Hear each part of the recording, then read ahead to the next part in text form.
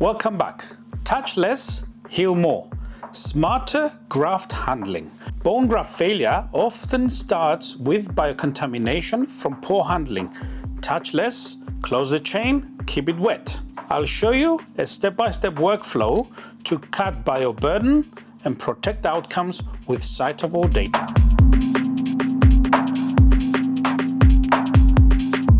What you will learn: why air, saliva, and hands contaminate grafts fast.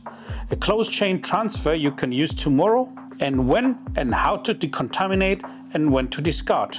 Let's talk about the risk in plain terms. Airborne particles carry most intraoperative bacteria. More movement and time means more CFUs, colony forming unit, basically the count of viable microbes setting on your field. Keep exposure short and surfaces covered. Saliva alters early surface chemistry and promotes bacterial adhesion on implants and graft materials. Avoid any oral contact until final placement. Both autogenous scrapings and commercial grafts can acquire contamination during handling and recapping. Block and particulate grafts show rapid pathogen adhesion in vivo, so lower initial contamination improves odds. Now let's set the stage on how to handle our biomaterials.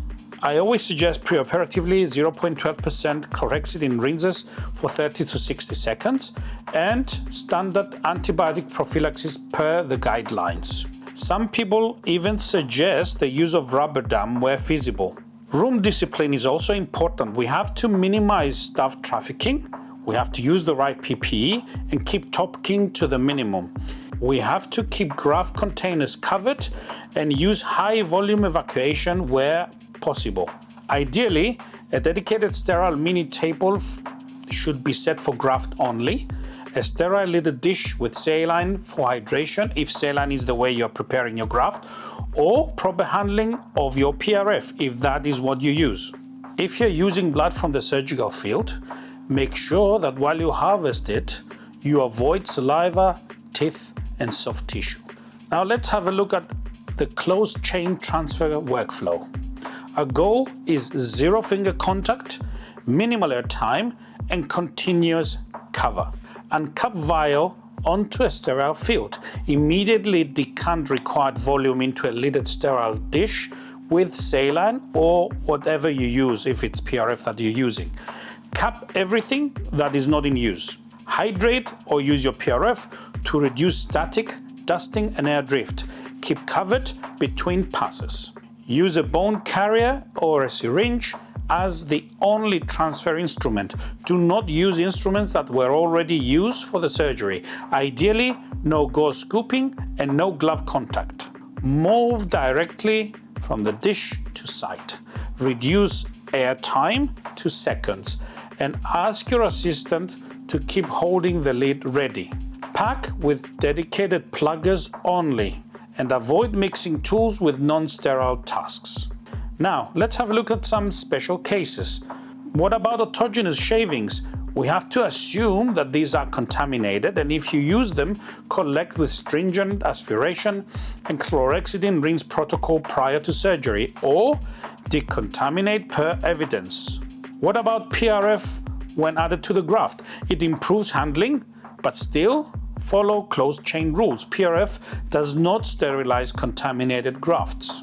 Recapping vials. Now, let's see. Opening and closing can affect sterility and bioactivity. Decant once, avoid repeated recaps. If contamination occurs, saliva splash or drop graft on sterile surface, the safest move is to discard. If salvage is unavoidable, literature supports short exposures to 0.12% chlorhexidine or 10% povidone iodine, followed by copious saline, balanced against potential cytotoxicity. Your call, case by case.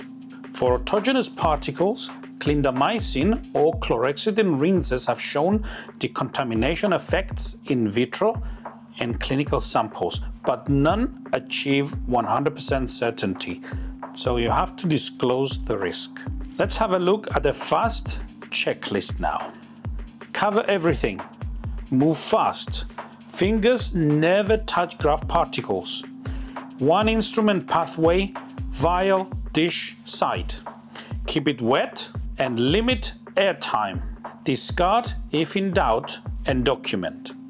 Watch my next video on how graft biology and processing drives outcomes, what to choose and what to skip. Thank you for watching.